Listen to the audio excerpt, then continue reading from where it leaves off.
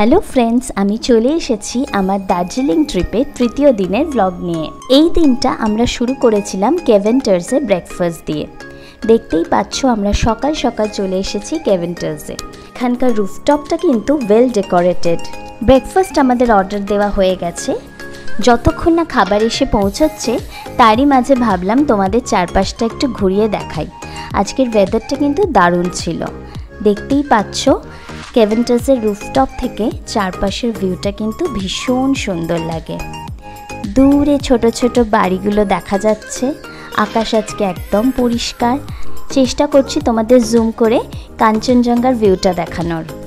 এরই মধ্যে চলে এসেছে আমাদের ইংলিশ ব্রেকফাস্ট, যাতে ছিল এগ পোচ, সসেজ, সালামি আর মিট লোফ। এরপর ঝটপট আমরা ব্রেকফাস্ট সেরে রওনা হলাম লেপচা জগৎ যাওয়ার জন্য। দেখতেই পাচ্ছ এরই মধ্যে কিন্তু ওয়েদারটা একটু চেঞ্জ হয়ে গেছে।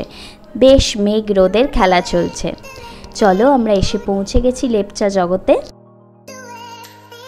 লেপচা জগৎ মেনলি এই পাইন ফরেস্টটার জন্যই বিখ্যাত। দেখতে পাচ্ছ চারপাশে কি লম্বা লম্বা পাইন গাছের সারি, ঠিক যেন আকাশচুম্বী।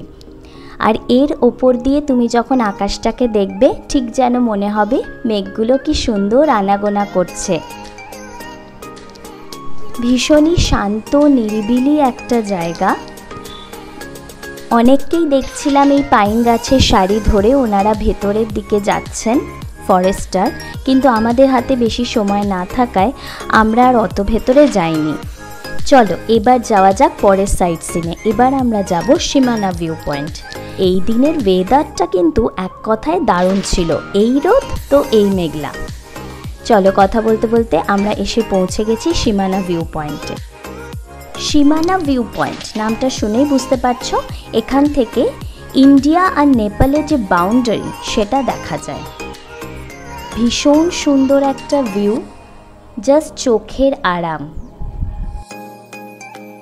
ভিডিওর সাথে সাথে বেশ কিছু ছবিও শেয়ার করে নিচ্ছি তোমাদের সাথে।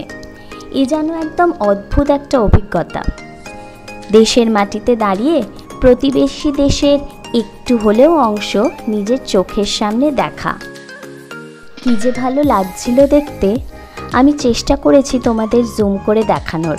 ছোট্ট ছোট্ট ঘর বাড়ি, নেপালি মানুষদের জনবসতি।